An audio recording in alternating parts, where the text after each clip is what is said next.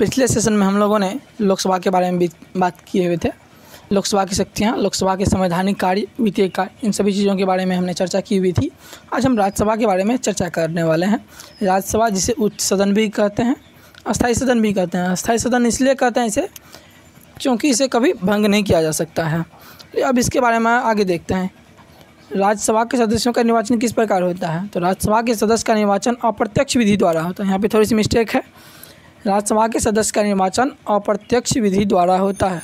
उसे चुनते कौन है? तो राज्य विधानसभा के निर्वाचित सदस्य राज्यसभा के सदस्यों को चुनते हैं। तो ये राज्य विधानसभा के सदस्य कैसे आते हैं? तो ये प्रत्यक्ष निर्वाचन विधि द्वारा आते हैं। ये जनता के प्रतिनिधि होते हैं। ये जनता के प्रतिनिधि जो हैं वो राज्यसभा के सदस्य को चुनते हैं। तो वर्तमान में जो है 245 सदस्य हैं। अधिकतम कितने हो सकते हैं? 250 हो सकते हैं। इसमें 233 विभिन्न जो है राज्य संघराज्य क्षेत्र से आते हैं और 12 राष्ट्रपति के द्वारा मनोनीत किए जाते हैं। कई जगह जो है एग्जाम में पूछा जा चुका है कि राष्ट्रपति राज्यसभा में कितने सदस्यों को मनोनीत करते हैं, वो कौन से विभाग से आते हैं। देखिए, राज्यसभा यानी कि उस सदन के सदस्यों का कार्यकाल कितने दिन का होता है? तो जनरली आप देखते होंगे कि 5 वर्षों का होता है, लेकिन राज्यसभा के सदस्यों का कार्यकाल 6 वर्षों का होता है। उन्हें दोबारा भी नियुक्त किया जा सकता है, वे दोबारा भी निर्वाचित हो सकते हैं। यानी कि जो है जो एक बार निर्वाचित हो चुके हैं सदस्य, वो दोबारा सेशन में फिर से नियुक्त किए जा सकते हैं। इसमें प्रत्येक 2 वर्ष पर राज्यसभा के 1/3 सदस्य अपना कार्यकाल पूरा कर लेते हैं और जितना सीटें खाली बच जाती है उतने सीटों यानी कि 1/3 सीट के लिए फिर से निर्वाचन होता है। 1/3 सीट खाली होता है और 1/3 सीट के लिए पुनः निर्वाचन होता है। राज्यसभा एक अस्थायी सदन है, अतः यह कभी भंग नहीं किया जा सकता। राज्यसभा को कभी भंग नहीं किया जा सकता है। कि राष्ट्रपति किन्हें मनोनीत करते हैं? तो राष्ट्रपति केवल उन्हें ही मनोनीत करते हैं जो साहित्य, विज्ञान, कला और समाज सेवा के क्षेत्र में विशेष उपलब्धि हासिल किए हुए रहते हैं। राष्ट्रपति केवल उन्हें ही नियुक्त करते हैं जो राष्ट्रपति जो 12 सदस्य नियुक्त करते हैं मनोनीत सदस्य, वो जो है समाज सेवा, विज्ञान, कला के क्षेत्र में विशेष उपलब्धि हासिल किए हुए रहते हैं। अब देखिए, सभापति और उपसभापति, जिस प्रकार से लोकसभा में एक अध्यक्ष और उपाध्यक्ष है, उसी तरह से राज्यसभा में भी एक सभापति और एक उपसभापति होते हैं। राज्यसभा के सभापति उपराष्ट्रपति होते हैं। भारत के जो उपराष्ट्रपति होते हैं वही राज्यसभा के सभापति होते हैं। उपराष्ट्रपति का निर्वाचन लोकसभा तथा राज्यसभा के सदस्यों द्वारा किया जाता है। यानी कि राज्यसभा के जो सभापति हुए यानी कि उपराष्ट्रपति का निर्वाचन कैसे होता है? तो लोकसभा तथा राज्यसभा के सदस्यों द्वारा किया जाता है। कि अब उपसभापति जो होता है उसका निर्वाचन कैसे होता है? तो उपसभापति का जो निर्वाचन होता है वो राज्यसभा के सदस्यों द्वारा अपने में से कर लिया जाता है। यानी कि 245 जो सदस्य होंगे उसमें से किसी एक को चुन लिया जाएगा उपसभापति के लिए। अब जब कभी सभापति या उपसभापति का त्यागपत्र देने का मन हो या उस पर महाभियोग लगाया जा सके तो उसके लिए क्या सब प्रावधान है कि अगर सभापति यानी कि उपराष्ट्रपति को जब भी अपना जो है त्यागपत्र देना चाहेंगे तो वो किसको देंगे? तो वो राष्ट्रपति को देंगे।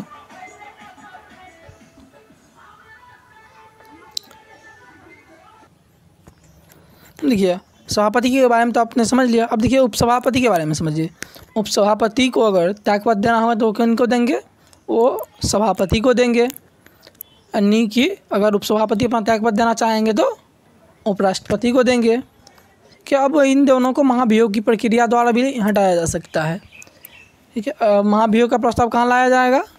राज्यसभा में।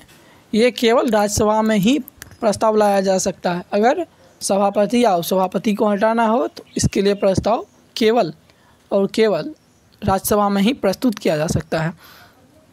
अब देखिए, राज्यसभा की क्या सब विशेष शक्तियाँ हैं? राज्यसभा की विशेष शक्तियाँ हैं, राज्यसभा राज्यों का प्रतिनिधित्व करती है। मतलब क्योंकि ये जितने भी चुने जाते हैं तो राज्य के जो विधानसभा के जो प्रतिनिधि होते हैं वो इन्हीं को चुन के भेजते हैं, इसलिए राज्यों का प्रतिनिधित्व करते हैं राज्यसभा। इसका उद्देश्य राज्यों के हितों का संरक्षण करना है। मतलब जब राज्य का कहीं पे भी अहित हो रहा हो तो उसका हित का संरक्षण करना है ये राज्यसभा के सदस्यों का काम। अतः राज्य के हितों को प्रभावित करने वाला मुद्दा इसकी सहमति और स्वीकृति के लिए भेजा जाता है। कोई भी मुद्दा जो राज्य से संबंधित हो तो वो तो इसके राज्यसभा के पास जाता ही जाता है। तो उदाहरण के तौर पर यदि केंद्र सरकार को किसी राज्य सूची के विषय को या संघ या समवर्ती सूची के विषय में लाना चाहे तो उसे राज्यसभा की स्वीकृति आवश्यक है। बगैर राज्यसभा के स्वीकृति के वो प्रस्ताव पास नहीं हो सकता है। देखिए क्या सब महत्वपूर्ण तथ्य हैं। संविधान के चौथे अनुसूची में राज्यसभा के लिए आवंटित स्थानों की सूची दी गई है। भारतीय संविधान के 4th शेड्यूल में राज्यसभा के लिए आवंटित स्थानों की सूची दी गई है, जिसमें सर्वाधिक सदस्य कहाँ से आते हैं तो उत्तर प्रदेश से। ये उत्तर प्रदेश से ही क्यों आते हैं, ये आपको 1971 से ही चली आ रही है, उसी के आधार पर होता है। उस समय वहाँ की जनसंख्या ज़्यादा थी तो इसलिए वहाँ से सबसे ज़्यादा सीट है। तो दूसरे स्थान पे महाराष्ट्र है, यानी कि उत्तर प्रदेश के बाद दूसरे स्थान पे सीटों में स्थान ज़्यादा किनका है तो महाराष्ट्र का है दूसरे स्थान पे। राज्यसभा को अनुच्छेद 249 के अंतर्गत राज्य सूची में वर्णित विषय को राष्ट्रीय महत्व का विषय घोषित करने तथा अनुच्छेद 312 के तहत अंतर्गत नई अखिल भारतीय सेवाओं के सृजन करने का विशेषाधिकार प्राप्त है। ये राज्यसभा के विशेषाधिकार हैं कि अनुच्छेद 312 के तहत नई अखिल भारतीय सेवाओं का सृजन कर सके। देखिए संसदीय विशेषाधिकार, संसद को कौन कौन से विशेषाधिकार प्राप्त है। मैंने आपसे पहले भी कहा है कि जब भी हम संसद की बात कर रहे हैं तो लोकसभा प्लस राज्यसभा। अनुच्छेद 105 में संसद तथा उसके सदस्यों के विशेषाधिकार के बारे में बतलाया गया है। कुछ प्रमुख विशेषाधिकार आपको नीचे जो है दिया गया है। तो उसमें संसद सदस्यों को संसद के अधिवेशन के दौरान या अधिवेशन के 40 दिन पूर्व या 40 दिन पश्चात किसी भी सिविल मामले में गिरफ्तार नहीं किया जाएगा। यह छूट आपराधिक मामलों में नहीं है। अगर किसी भी तरह के जो है संसद सदस्य के ऊपर सिविल मामले में कुछ भी होता है तो उसको 40 दिन पूर्व या 40 दिन बाद उसे गिरफ्तार नहीं किया जा सकता है। लेकिन यह छूट आपराधिक मामलों में नहीं है। यदि किसी सदस्य को गिरफ्तार किया जाता है तो इसकी पूर्व सूचना यथास्थिति अध्यक्ष या सभापति को देनी होगी। यानी कि अगर किसी भी सदस्य को गिरफ्तार किया जाता है तो गिरफ्तार करने से पहले इसकी पूर्व सूचना किसको देनी होगी तो अध्यक्ष या सभापति को देनी होगी, उसके बाद ही उसे गिरफ्तार किया जा सकता है। किसी संसद सदस्य को अधिवेशन के दौरान यथास्थिति अध्यक्ष तथा सभापति की अनुमति के बिना किसी भी न्यायालय के समक्ष साक्षी के रूप में उपस्थित होने के लिए विवश नहीं किया जाएगा। ये संसद के विशेषाधिकार हैं। ठीक है, ये संसद के अधिवेशन के दौरान अध्यक्ष तथा सभापति की अनुमति के बिना किसी भी न्यायालय के समक्ष उसे प्रस्तुत होने के लिए विवश नहीं किया जा सकता है।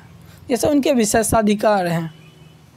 देखिए संसद सदस्यों को बोलने की पूर्ण स्वतंत्रता है। वो किसी भी ऊपर जो है पूर्ण रूप से स्वतंत्र होकर बोल सकते हैं। इसके लिए उसके ऊपर कोई भी कानूनी कार्रवाई नहीं की जा सकती है। तो उच्चतम न्यायालय और उच्च न्यायालय के न्यायाधीशों के विरुद्ध भी टिप्पणी कर सकते हैं, लेकिन कब कर सकते हैं जब उन पर महाभियोग प्रस्ताव पर विचार विमर्श हो रहा हो, अन्यथा वो भी नहीं कर सकते हैं। अगर वो भी करेंगे तो उसके ऊपर भी कानूनी कार्रवाई होगी। आपने अभी हाल ही में सुना होगा सुप्रीम कोर्ट में जो है एक वहाँ के प्रसिद्ध वकील हैं, उन्हीं के खिलाफ मामला चल रहा है कि जो है उन्होंने जो है एक न्यायाधीश के विरुद्ध कुछ टिप्पणी कर दी थी सोशल मीडिया अकाउंट पे, तो उसके विरुद्ध कार्रवाई हो रही है। तो इसलिए ये संसद सदस्य भी उसके ऊपर कुछ टिप्पणी नहीं कर सकते हैं। केवल उन्हीं स्थिति में कर सकते हैं जब उन पर महाभियोग लगा हो। संसद के सदस्यों के विशेषाधिकार का उल्लंघन करने पर उल्लंघनकर्ता व्यक्ति को दंडित किया जा सकता है। अगर कोई व्यक्ति संसद के विशेषाधिकार का उल्लंघन कर रहे हैं तो उसे भी दंडित किया जा सकता है। संसद को सदन की कार्रवाइयों को प्रकाशित करने तथा दूसरों को प्रकाशित करने से रोकने का अधिकार है। कोई भी बिल को संसद अगर चाहे प्रस्तुत करना मीडिया में तो ही प्रस्तुत किया जा सकता है, वरना प्रस्तुत उसे नहीं किया जा सकता। ये उसके विशेषाधिकार हैं, इनके लिए उन्हें कोई रोक टोक नहीं है। सदन के परिसर में अध्यक्ष की आज्ञा के बिना किसी सदस्य को गिरफ्तार नहीं किया जा सकता है। जब तक सदन के सभापति यानी या अध्यक्ष की आज्ञा नहीं होगी तब तक सदन के अंदर किसी भी सदस्य को गिरफ्तार नहीं किया जा सकता। संसद को प्रतिवेदन से संबंध सदन के पटल पर रखे जाने से पूर्व प्रकाशित करने से रोकने का अधिकार है। कोई भी प्रस्ताव अगर पारित हुआ हो, अगर वो चाहे तब भी उसे रोक सकती है, वो जब चाहे तब प्रकाशित करवा सकती है। इसके लिए उससे विशेषाधिकार प्राप्त है। चलिए, आपने अभी राज्यसभा के बारे में पूरी तरह उम्मीद है कि समझ लिया होगा। इससे संबंधित कोई भी प्रश्न आने पे मैं नहीं लगता कि आपको कोई दिक्कत बची होगी।